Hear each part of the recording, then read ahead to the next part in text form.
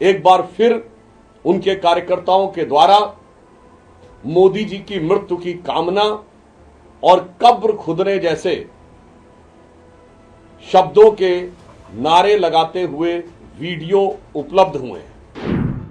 आदत से मजबूर होकर और फ्रस्ट्रेशन से भरपूर होकर प्रधानमंत्री श्री नरेंद्र मोदी जी के लिए एक बार फिर अपशब्दों का, अभद्र शब्दों का और गालियों का प्रयोग किया गया। कांग्रेस पार्टी अब मुस्लिम लीगी माओवादी एजेंडा के तहत चलते हुए एक राजनैतिक दल के स्थान पर अराजकता का मंच बनती चली जा रही है। तेरे टुकड़े होंगे इंशाअल्लाह का समर्थन करने वाली राम विरोधी कांग्रेस की रामलीला मैदान में हुई कुंठाग्रस्त घुसपैठिया परस्त रैली में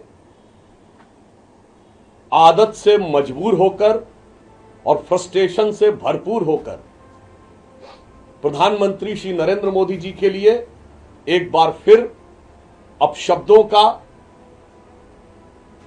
अभद्र शब्दों का और गालियों का प्रयोग किया गया।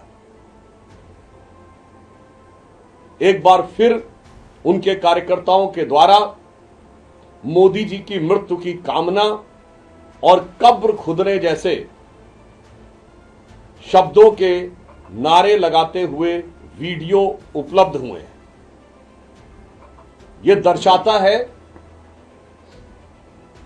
कि कांग्रेस पार्टी अब मुस्लिम लीगी माओवादी एजेंडा के तहत चलते हुए एक राजनैतिक दल के स्थान पर अराजकता का मंच बनती चली जा रही है।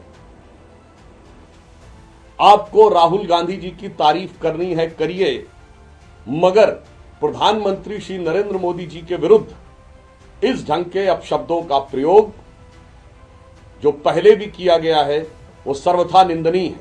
यद्यपि कोई तुलना नहीं है जहां राहुल गांधी जी भारत की राजनीति और अपनी पार्टी के सर्वाधिक असफल और सर्वाधिक उच्छृंखल नेता साबित हुए हैं, वहीं श्री नरेंद्र मोदी जी भारत की राजनीति और भारतीय जनता पार्टी के सर्वाधिक सफल और सर्वाधिक कर्मठ नेता साबित हुए हैं। इसलिए अगर कोई उनके बारे में बोलता है तो दोनों में जमीन आसमान का अंतर है। और एक हिंदी में कहावत होती है, चांद पे थूका अपने सर पर, यानी कोई चांद पे थूकने का प्रयास करता है तो वो उसी की चांद पर आकर गिरता है।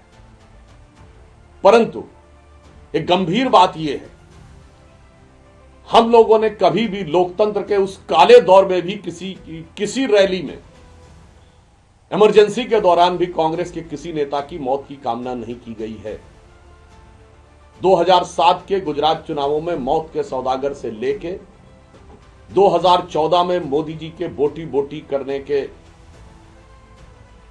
बयान तक, 2019 में फिर मोदी जी की कब्र खोदने के बयान तक, 2022 के गुजरात चुनाव में मोदी जी को हैसियत सिखा देंगे कि मधुसूदन मिस्त्री जी के बयान तक, और 2025 के बिहार चुनाव में प्रधानमंत्री जी की पूज्य माता जी को गाली देने तक, जितनी बार कांग्रेस ने नफरत की है उतना ही जनता ने प्रधानमंत्री जी को मोहब्बत दी है।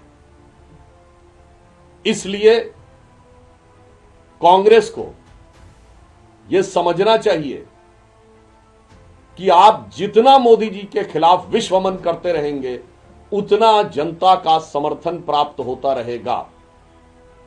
और इतना ही नहीं,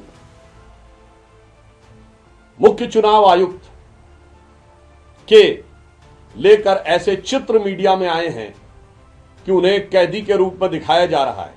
अर्थात कांग्रेस पार्टी जो सत्ता में रहते हुए आतंकियों का नैतिक समर्थन करती रही है, वो अब संवैधानिक संस्थाओं में आतंक पैदा करने का प्रयास कर रही है। और देश की जनता भली भांति यह समझती है कि कौन व्यक्ति ऐसा है जिसके हाथ में आने से संविधान खतरे में होगा। इसलिए मैं कांग्रेस पार्टी से यह कहना चाहता हूं कि आप जितनी भी अभद्र शब्दों का प्रयोग जब तक करते रहेंगे, आपका परिणाम क्या होगा, मैं प्रधानमंत्री श्री नरेंद्र मोदी जी की तरफ से कहना चाहूंगा कि दरिया का सारा नशा उतरता चला गया, तू मुझको डुबाता रहा और मैं उभरता चला गया, और मंजिल समझ के बैठ गए जिस पे चंद लोग, मैं ऐसे कितने ही रास्तों से गुजरता चला गया। दूसरा बिंदु मैं कहना चाहूंगा, मगर कांग्रेस पार्टी की एक बात के लिए मैं तारीफ करना चाहूंगा कि वो प्रधानमंत्री जी को गाली देने में भी अपने वोट बैंक का पूरा ध्यान रखते हैं। उन्होंने मोदी जी की कब्र खुदने की बात कही है, जबकि हिंदू धर्म में कब्र नहीं खुदती है, और उनकी एक नेत्री ताबूत की बात कर रही है। हिंदू धर्म में न कब्र खुदती है न ताबूत होता है, बल्कि भस्म किया जाता है। अर्थात गाली देने की कुंठा में भी वोट बैंक के लिए जो छटपटाहट है, जो मोहब्बत है, वो काबिले तारीफ है कांग्रेस पार्टी। तीसरा बिंदु मैं पूछना चाहता हूं कांग्रेस पार्टी से, कल केरल नगर निगम के चुनावों में तिरुवनंतपुरम में भारतीय जनता पार्टी ने शानदार सफलता हासिल की है। केरल में एलडीएफ की सरकार है और नगर निगम के चुनाव राज्य सरकार और राज्य सरकार का चुनाव आयुक्त करवाता है। वहां वोट चोरी किसने की? जब से कांग्रेस के नेता श्री राहुल गांधी जी केरल में गए हैं, हमेशा केरल में पिछले 30-40 सालों से एक बार कम्युनिस्ट गठबंधन की सरकार, एक बार कांग्रेस गठबंधन की सरकार आती है। परंतु यह पहली बार हुआ है लंबे समय के बाद कि जब कम्युनिस्ट गठबंधन की सरकार यानी एलडीएफ सत्ता में थी और कांग्रेस दोबारा चुनाव हार गई, यूडीएफ फिर चुनाव हार गई और सत्ता में नहीं आ पाई। मैं कांग्रेस पार्टी से पूछना चाहता हूं, तुम्हारा वोट किसने चोरी किया? कम्युनिस्टों ने। भारतीय जनता पार्टी तो वहां पे है नहीं। और नगर निगम के चुनावों में जहां जहां कांग्रेस पार्टी कम्युनिस्टों से हारी है केरल में, और जहां जहां कम्युनिस्ट पार्टी कांग्रेस से हारी है, किसने किसका वोट चोरी किया है? इस बात का मुझे सीधा सपाट जवाब चाहिए, अन्यथा मैं पुनः कहना चाहता हूं, कांग्रेस पार्टी अब एक राजनीतिक दल से अधिक अराजकता का मंच बनती जा रही है।